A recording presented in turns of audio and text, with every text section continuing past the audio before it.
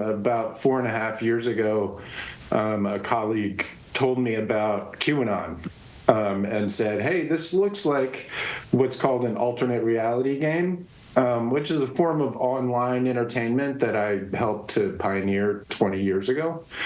And I said, well, let me go take a look. And the day that I looked at it, it changed my life because I saw immediately what it was, which was psychological war against American citizens. What I saw was a very large death cult of people who were all homogenized to believe the same sort of radical right-wing ideology, but it was also extremely conspiratorial and bizarre, and immediately reminded me of Voltaire's quote, "Those who can make you believe absurdities are those who can make you commit atrocities." And so I started to really dig into it to try and find out, who was behind it, who was doing it. And over the first 6 months, I effectively watched it attack the Capitol.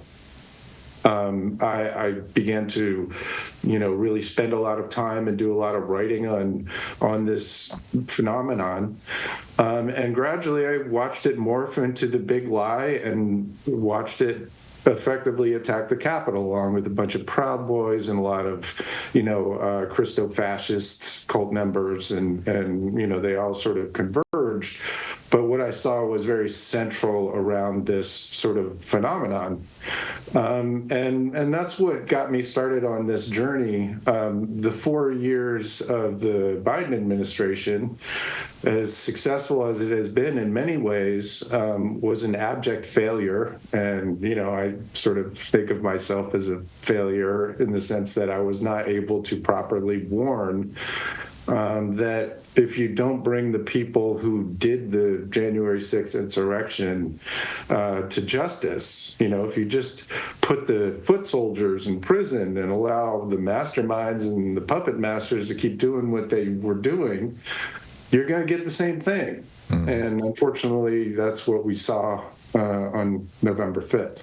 So what is the state of QAnon right now, and the larger movement that it has seized or morphed into or absorbed or has absorbed it or whatever, that we kind of right now refer to as the Trump base?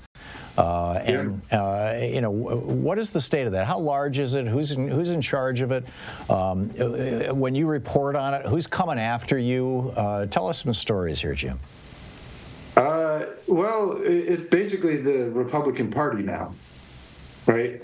I mean, what has happened is many of these sort of fascist, white supremacist kind of ideas, all the way, to include great replacement theory, have effectively become the ideology of the GOP. So I'll give you, one story. There is a guy who was written about in Q Drops, who for the last 7 years has been promoting QAnon, signing his name with "Where we go one, we go all," and all kinds of, open promotion of it. And he was just nominated to be the FBI director. So that guy, that QAnon guy, also filed suit against me in Nevada for properly reporting on the fact that he was number 2 in the Pentagon. This QAnon guy, Kash Patel, was in the Pentagon, the number 2, for no reason other than he was willing to do what needed to be done. He was in the Capitol on J6. And wrote this sort of infamous memo that undermined the ability of the National Guard to assist, etc. Is that Chris Miller's memo that you're talking about? Oh, yeah. Kash Patel wrote that? Well, Kash Patel is the one who was in the room arguing with Milley and the others. Yes. Oh, interesting. I mean, that's the memo, by the way, for people who don't know what we're talking about, that said it was a memo to the National Guard from the head of the Army that said you may not provide assistance to the Capitol Police, essentially, and it itemized how you may not do that. Yeah, so there's been a lot of reporting, and all you have to do is watch them to see, in my personal opinion, Chris Miller is just a dumb patsy, frankly, who was put in there to sign that document so that the people who are really running the show behind the scenes,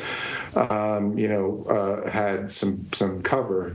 So if you recall, 4 days after Trump lost the 2020 election, he decapitated the entire civilian leadership of the armed forces at the Pentagon and replaced them with a bunch of dude bros who had no business whatsoever leading the most lethal force in the history of mankind, right? Yeah. Or making critical decisions that would impact whether or not our politicians survived an attack on the Capitol, right?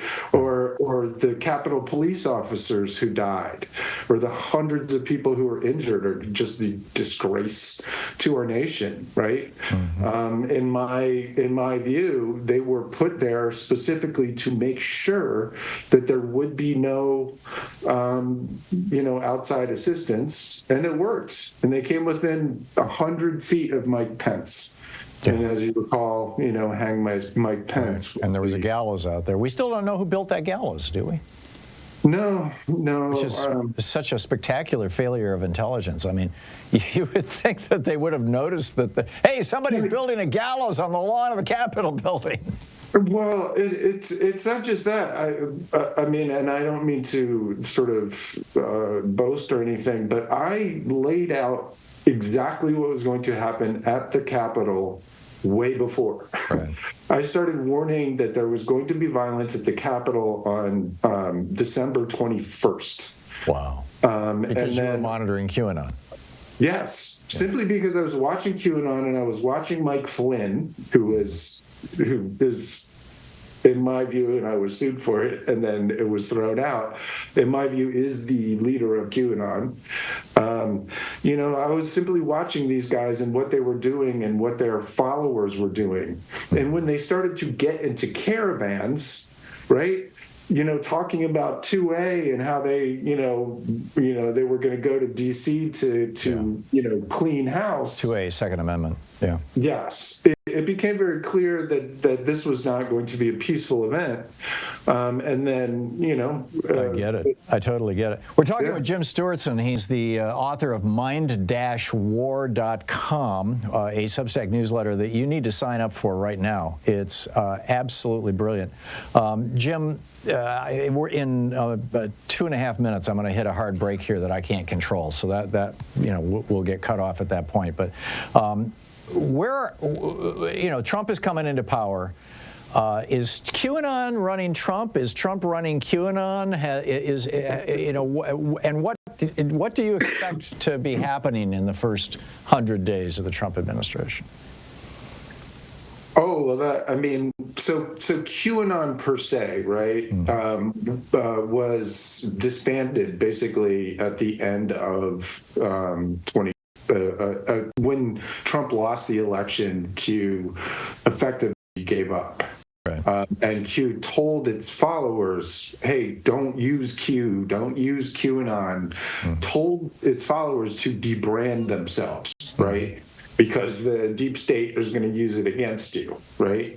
Because it gave a convenient brand.